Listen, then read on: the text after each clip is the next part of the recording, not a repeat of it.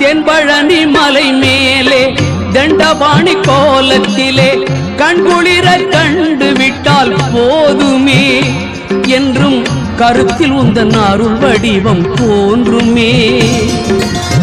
தென்பழனி மலை மேலே தண்டபாணி கோலத்திலே கண்குளிர கண்டு விட்டால் போதுமே என்றும் கருத்தில் உந்தன் அருள் வடிவம் தோன்றுமே.